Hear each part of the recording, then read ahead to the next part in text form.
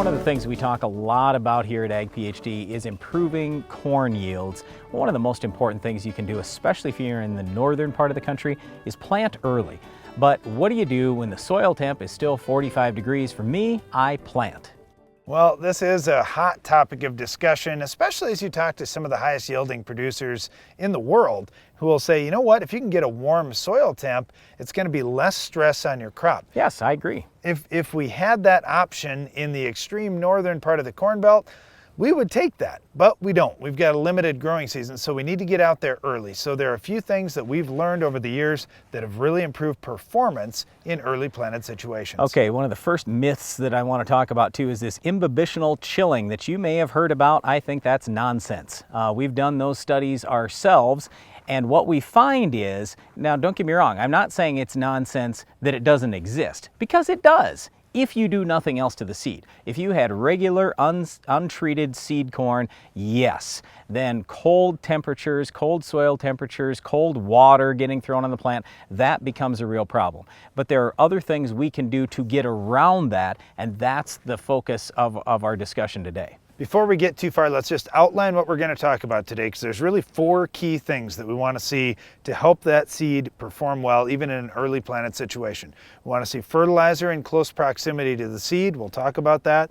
We'll talk about biological products that can also help with things. And then we'll talk about stopping diseases and insects from hurting your seed.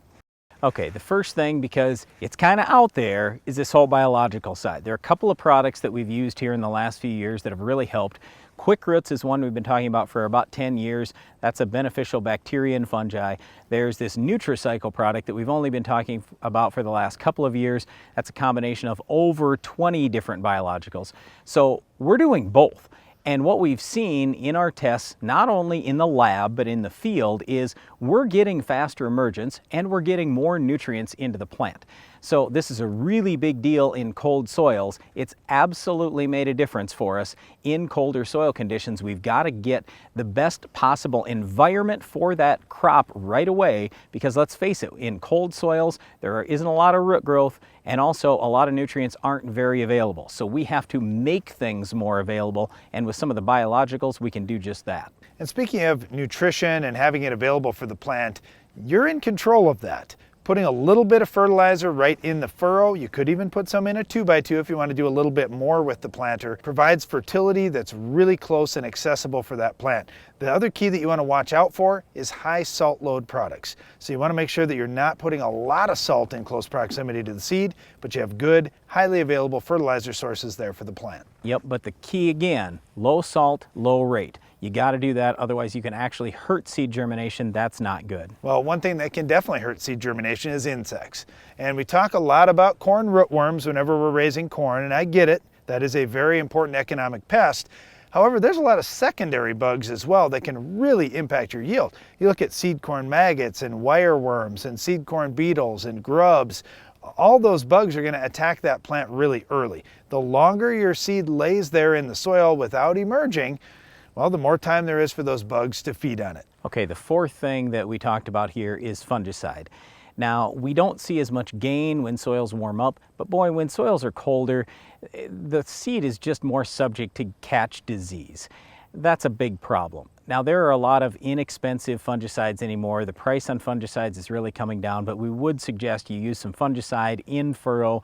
That is a good investment when that soil is cold.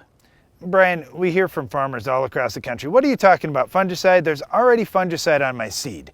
But how many of you actually know what fungicides are on there, or even your seed dealers? Most people aren't paying attention to that seed treatment on corn because the seed corn company does it. It comes in the bag. It's not a choice that you have to make. But you do need to be aware of what those fungicides are, because oftentimes what we're seeing in the industry is the same 2 or 3 fungicides being used over and over and over again, when there are better choices out there in the market that you could add in furrow. And in addition to that, some seed companies are moving to newer fungicides placed on the seed.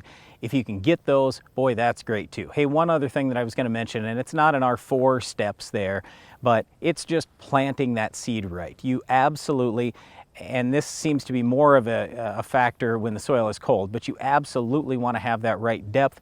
You want to have consistent depth and consistent spacing. If you do all those things, I do not mind if that soil is cold. I would be perfectly fine planting my corn when the soil temp is 40 degrees and I'm dead serious. I'm going to look more at the calendar than I am at the soil temp, because don't forget that soil temp can vary 5 to 10 degrees in one day.